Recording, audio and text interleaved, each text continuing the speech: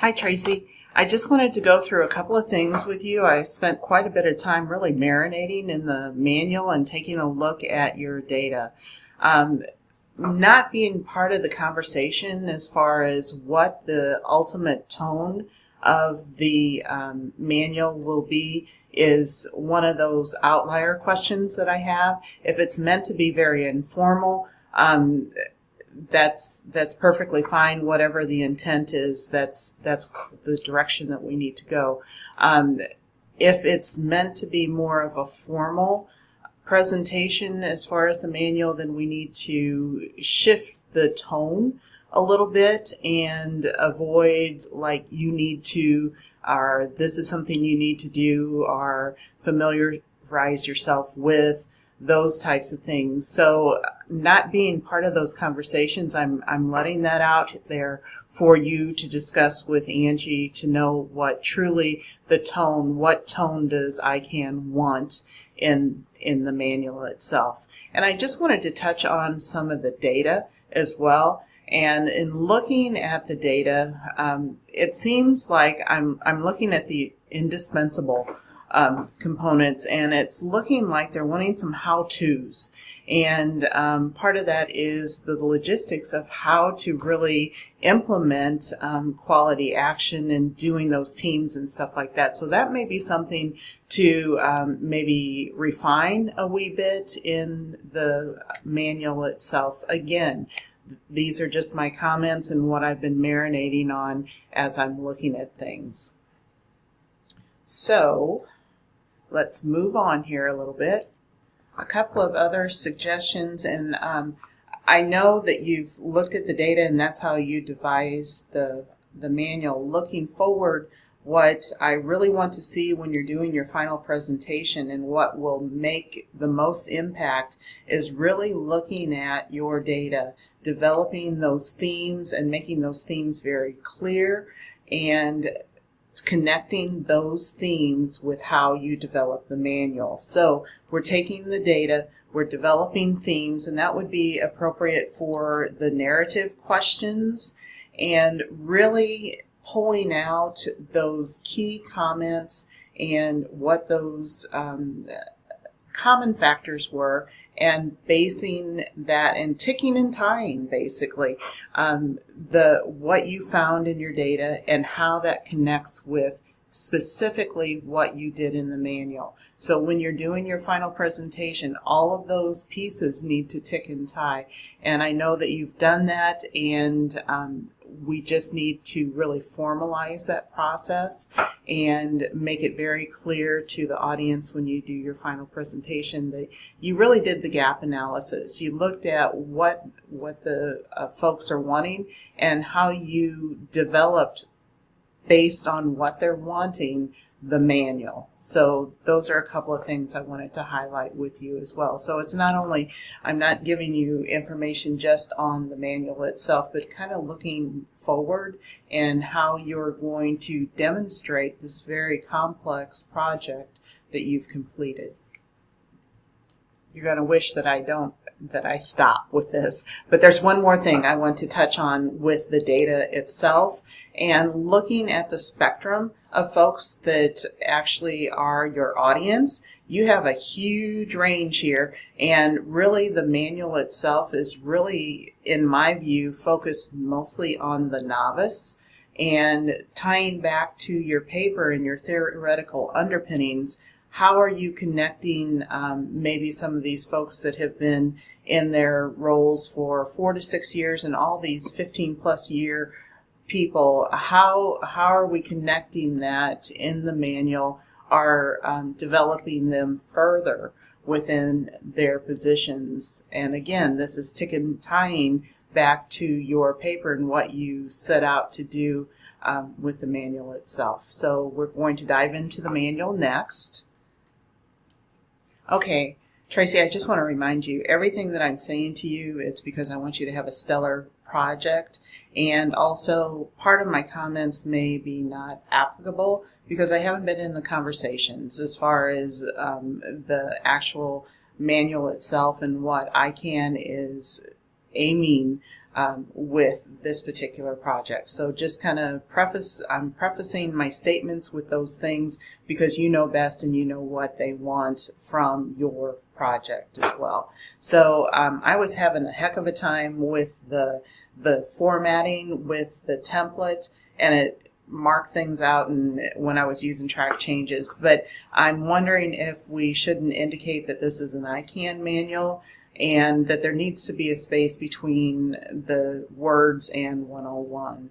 So I kind of explained the challenges that I was having, but I do feel like, much like I think it was Oregon maybe, that had the resource, but there's in addition to the title page, there's another page that has the authors and basically who sanctioned the manual itself. I'm thinking that maybe it would be helpful to include that information as far as giving yourself ownership of the manual itself, because you're writing it, and those who have contributed to the success of the manual, those types of things. So kind of formalizing things, and you can kind of look at white papers and stuff like that because they all have additional documents in between the title page and the body of the document itself. So with the headings, I tried to get them to kind of the same format type. Always, if they're starting out with all the words capital, the remainder of the titles need to be those types of things. And really watch your abbreviations throughout the document itself, and making sure that you write it out the first time and have the abbreviation, then consistently use that abbreviation throughout. I know that's a tough thing and that's a real picky thing, so I tried to catch them, but again, another eye would be good to read through things to make sure that I caught all of those. So just kind of keep that in mind. There's a couple of places where I know you know what you mean, and I'm trying to read the manual based on someone who maybe is that novice or isn't familiar at all. So kind of provide some clarity in what you mean in some of the words. And it wouldn't hurt even to have kind of definition of terms to start out with as well, so everyone's on the same page when they're reading the manual. That's just a suggestion as well.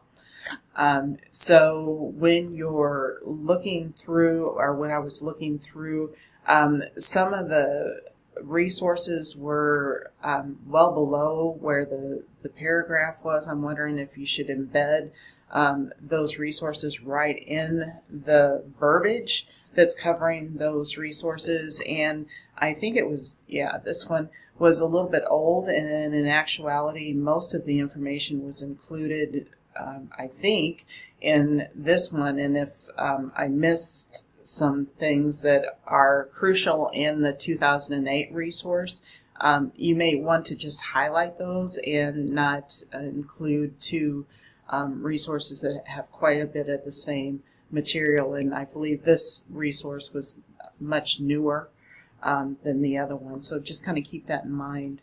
And I don't know if these maybe should be in the end too as resources, because you have a really good resource list at the very end as well. So it may be helpful to have embedded links and then that resource sort of manual itself at the very end. I'm just thinking of ways to make it very user-friendly in structure. But again, these are just suggestions. I suggest using the same terms throughout the quality manager term throughout the document. And let's see, I think most of the comments are fairly self-explanatory, but if you have questions, let me know. This is really a very big undertaking, and I want to help you as much as I possibly can. And sometimes when we can't see the forest for the trees when you're in the midst of doing some of these major projects. One thing that I may want to suggest to you is actually including some resources through the Institute for Healthcare Improvement, and they have some excellent coursework that is free, in the open school, and they actually have a basic certificate for quality and safety. So that may be something that would be very appropriate as a start off for some of the novices that are starting in quality, in the quality manager's role. So just kind of scrolling down and looking back at the data, some of the comments and several of the comments actually were the how-tos to do some of these things rather than you need to do, like, learn how to form teams, but there were some specific comments about how do I do that. So there may be some key elements that you may want to include as far as basics of forming teams, some things that have worked, maybe sample agendas for meetings, writing measurable objectives, and that is really a challenge for some folks, and I see that very consistently when I'm doing even some of the MSN manager trainings, that's a huge factor or barrier, and we really work on those things. The other thing is maybe taking a look at again, the themes in your data and making sure that your beginning checklist is congruent with that. The other thing is maybe there would be a beginning checklist, and maybe there's a higher level checklist, possibly of resources that would be appropriate for those folks that have been in their positions for quite a period of time, to elevate them to a higher level and give value to the manual to them as well. Just food for thought. I know that there were quite a few references to informatics type needs, so possibly that would be something to include in your checklist as well. But again, looking at the data and including those factors would be helpful for the get started type thing. And you referred to doing gap analysis, and that is very valuable. And maybe they need some assistance in how to do those gap analysis. So consider those types of things. And this is actually the basic certificate for quality and safety. I put the link here so you can take a look at it. And that's something actually way back when that I did as well. And I found the information to be very valuable and usable. So just a thought, and again, it's free, so that's always good for critical access hospitals. Just rolling on down, the visuals are very good. I think that's a critical piece to include, and I think that really helps to break things up quite a bit. So that's excellent. I just talked about the higher level resources, and I think we've gone through that. Some of the tables are a wee bit small, but I know you're trying to get them on the page. I, again, have some difficulty in making comments on these tables. Make sure that you have consistent citations throughout the entire document. Also, just kind of, if you have any questions about my comments, just let me know. This is really a valuable resource. This is the one. It's from Oregon. So you may want to take a look at this and see how it's structured as far as the initial pages, and you may want to kind of mimic the structure for that.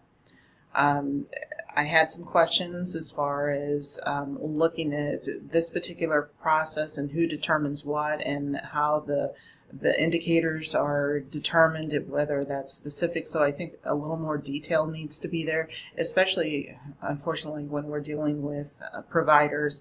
We need to have our ducks in a row so that we appear that we know exactly what we need to do and are very strong in what we need to do so that we don't get that pushback.